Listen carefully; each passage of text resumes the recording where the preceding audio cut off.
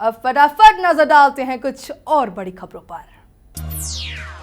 Kolkata test match के चौथे दिन भारत के 376 रन के लक्ष्य का पीछा करते हुए न्यूजीलैंड की पूरी टीम 197 रन बनाकर आउट हो गई। इस तरह से भारत ने न्यूजीलैंड को 178 रनों से हरा दिया।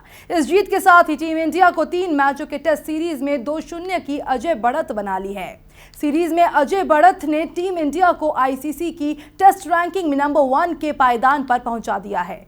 भारत ने नंबर 1 पर काबिज पाकिस्तान को पछाड़कर ये जगह बनाई है। भारत की तरफ से आर अश्विन, रविंद्र जडेजा और मोहम्मद शमी ने 3-3 विकेट लिए, जबकि भुवनेश्वर कुमार के खाते में केवल 1 विकेट आया। भारत ने अपनी पहली पारी में 316 रन बनाए थे, जबकि दूसरी पारी में केवल 263 रन पर टीम सिमट गई।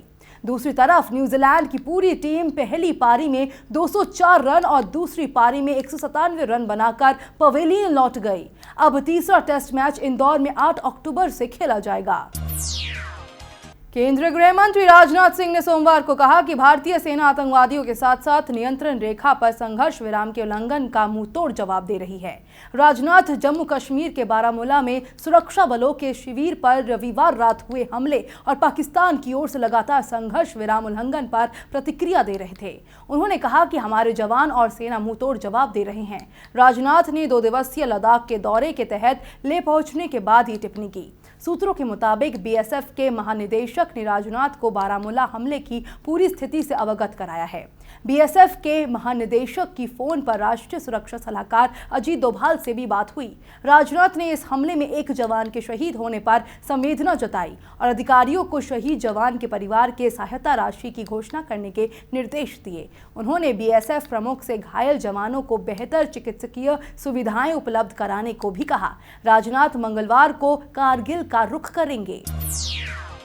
सुप्रीम कोर्ट ने दिल्ली के स्वास्थ्य मंत्री सत्येंद्र जैन पर 25,000 का जुर्माना लगाया है। डेंगू चिकनगुनिया मामले में हलफनामा दाखिल नहीं करने के चलते ये जुर्माना लगाया गया है। इससे पहले शुक्रवार को सुप्रीम कोर्ट ने सत्येंद्र जैन की तरफ से दाखिल हलफनामे में हालात के लिए अफसरों को जिम्मेदार ठहराने पर कड़ी नाराजगी जताई थी। कोर्ट की नाराजगी को देखते हुए दिल्ली के वकील ने सीलबंद लिफाफे में अधिकारियों का नाम बताने की बात कही थी, लेकिन कोर्ट ने इससे मना करते हुए कहा था ये बेहद गंभीर आरोप है। जब आरोप खुली अदालत में लगाया है तो नाम भी खुली अदालत में लेने होंगे। आप कल तक हलफनामा दाखिल करें। इस लिहाज से दिल्ली सरकार को शनिवार को हलफनामा दाखिल कर देना चाहिए था, लेकिन ऐसा नहीं हुआ। आज दिल्ली सरकार के वकील ने स्वास्थ्य मंत्री के व्यस्त होने का हवाला दिया। उन्होंने हलफनामा दाखिल करने के लिए समय की मांग की।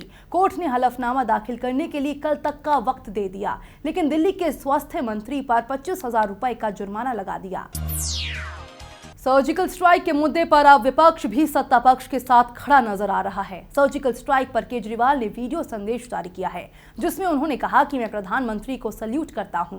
अब पाकिस्तान बौखला गया है। इंटरनेशनल मीडिया में झूठ फैला रहा है पाकिस्तान। अरविंद केजरीवाल ने पीएम से अपील की है कि जैसे जमीन पर पाकिस्तान को जवाब दिया, वैसे ही पाकिस्तान के इस प्रोपेगेंडा का जवाब दे।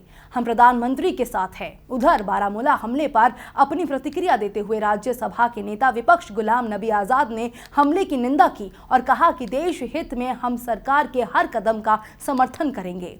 गुलाम नबी आजाद साहब ने कहा कि हमारी सेना आतंकियों के हर मंसूबों को ध्वस्त करती रहेगी। बारामूला में जो हमला हुआ उस पर भी हमारे जवानों ने मुंहतोड़ जवाब दिया। पाकिस्तानी कलाकारों के पक्ष में बोलने पर लगातार फजीहत झेल रहे फिल्म अभिनेता सलमान खान के विरोध में अब नवाजुद्दीन सिद्दीकी ने भी बयान दिया है।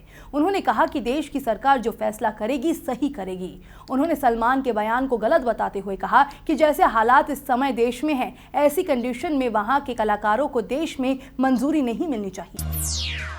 सिवान में सोमवार को आरजेडी के पूर्व बाहुबली सांसद शहाबुद्दीन के समर्थन में पार्टी कार्यकर्ताओं ने प्रदर्शन किया और जमकर अपनी ही सरकार के मुखिया नीतीश कुमार के खिलाफ नारेबाजी की। आरजेडी समर्थकों ने सरकार पर शहाबुद्दीन को एक साजिश के तहत दोबारा जेल भेजने का आरोप लगाते हुए मुख्यमंत्री नीतीश कुमार के खिलाफ नारेबाजी कर रहे हैं। सिवान में हो रहे प्रदर्शन का नेतृत्व आरजेडी के जिलाध्यक्ष परमात्मा राम कर रहे थे। इस प्रदर्शन के हजारों की संख्या में आरजेडी समर्थक शामिल हुए।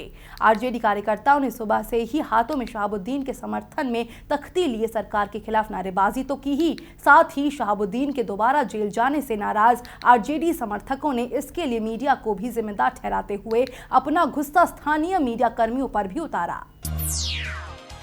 सुप्रीम कोर्ट द्वारा नियुक्त लोढ़ा पैनल ने बीसीसीआई का खाता रखने वाले बैंकों को निर्देश दिया कि वे भारतीय क्रिकेट बोर्ड द्वारा 30 सितंबर को उसकी विशेष आम बैठक में लिए गए वित्तीय फैसलों के संबंध में किसी भी राशि का भुगतान नहीं करें।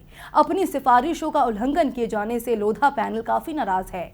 समिति ने बैंकों को लिखे पत्र में कहा कि समिति को पता चला है कि बीसीसीआई की 30 सितंबर 2016 को हुई आपात कार्यकारी बैठक में कुछ फैसले लिए गए हैं, जिसमें विभिन्न सदस्य संघों को काफी बड़ी राशि का वितरण किया गया है।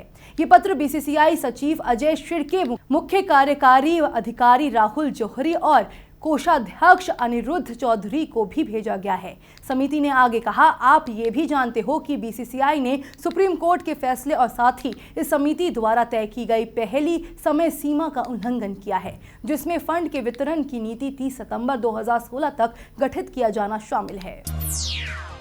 खबरों के सफर में फिलहाल इतना ही। देश दुनिया की पल पल की खबरें हम आप तक पहुंचाएंगे एक नए अंदाज में आपके मोबाइल फोन के माध्यम से। तो आप जुड़े रहिए मेट्रो टीवी से। तब तक के लिए नमस्कार।